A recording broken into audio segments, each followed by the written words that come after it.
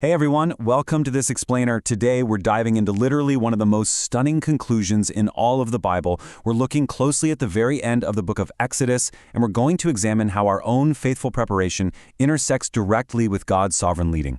You know, if you've ever wondered how your day-to-day obedience actually connects to the way God moves in your life or in your community, well, you're absolutely in the right place. We're going to unpack the history to understand exactly how everything was made ready, and then how He actually came. Let's kick things off right at the beginning by grounding ourselves in the Bible. Here is our foundational verse, Exodus chapter 40, verse 34. Then the cloud covered the tent of meeting, and the glory of the Lord filled the tabernacle. The ultimate takeaway here, God dwells among His people. This single sentence, it sets the historical stage of the tabernacle's completion. I mean, it's the climax of this incredibly long, arduous journey.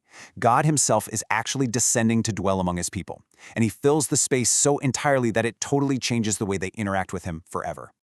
Okay, so here's our big picture outline before we zoom into all the specific details. Number 1, the glory fills the tabernacle. 2, step-by-step faithful preparation.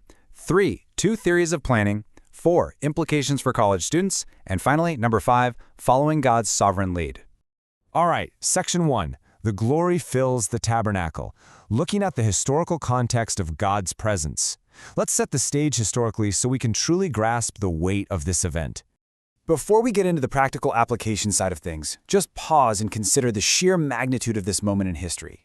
What we're seeing here is the culmination of immense craftsmanship, unparalleled generosity from the Israelites, and just absolute dedicated service. They had been working tirelessly, and the result?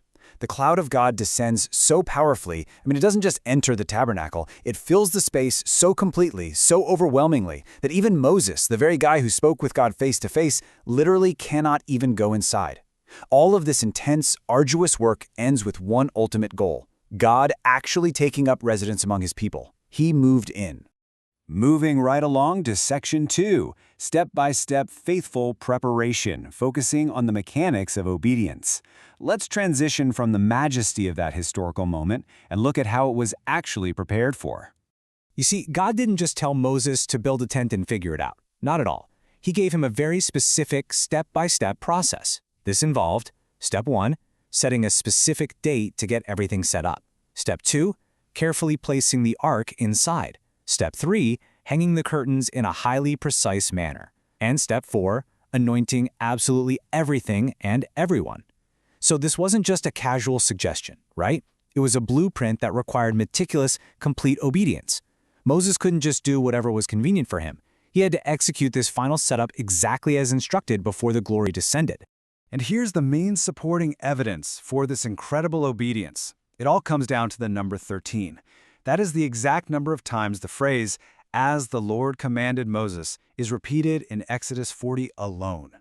Think about that. 13 times in just a single chapter. The Bible really goes out of its way to explicitly point out that Moses did exactly as God instructed. His obedience was incredibly thorough.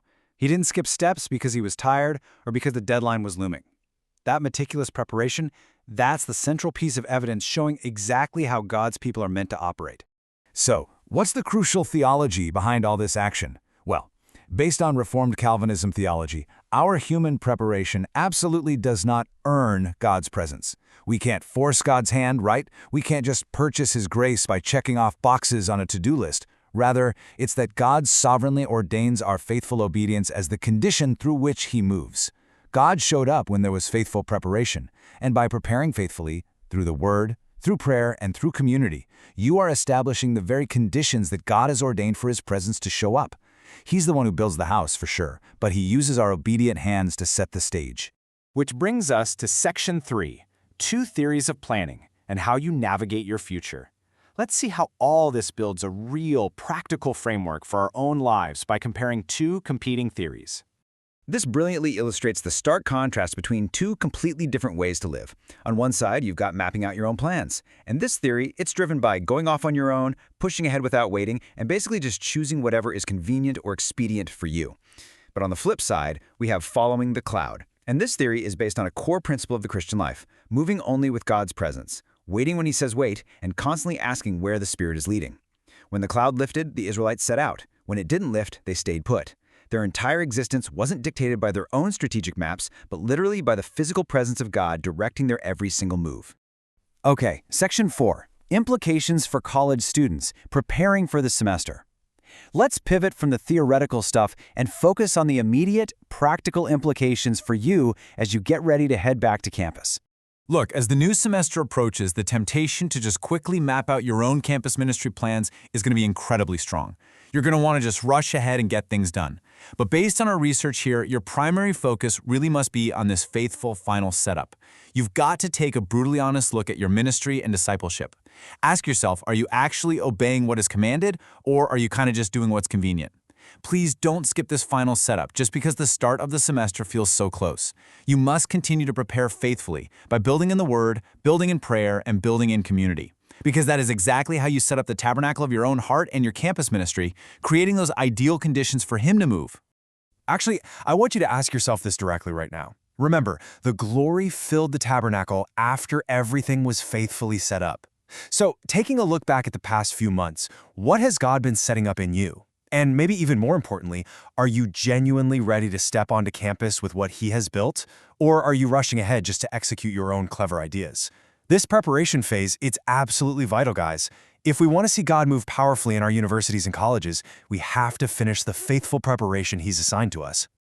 And finally, Section 5, Following God's Sovereign Lead, the Clear Conclusion. This brings us right to the primary takeaway from our research for your daily walk. This quote right here is the definitive summary of the text. They did not set out until the day it lifted. They waited when God said wait.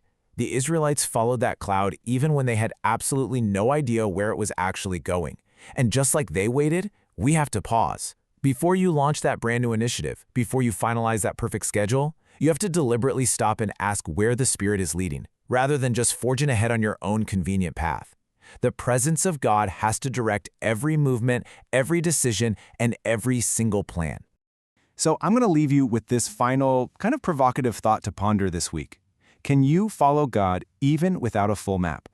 Where in your life are you tempted to move ahead without waiting for His direction? Because as the new semester begins and the pressure really starts to mount, will you faithfully follow His cloud? Will you trust His sovereign leading, even when you can't see the entire route? The story of Exodus promises us that when we prepare faithfully and wait for His lead, God truly does come to dwell among His people.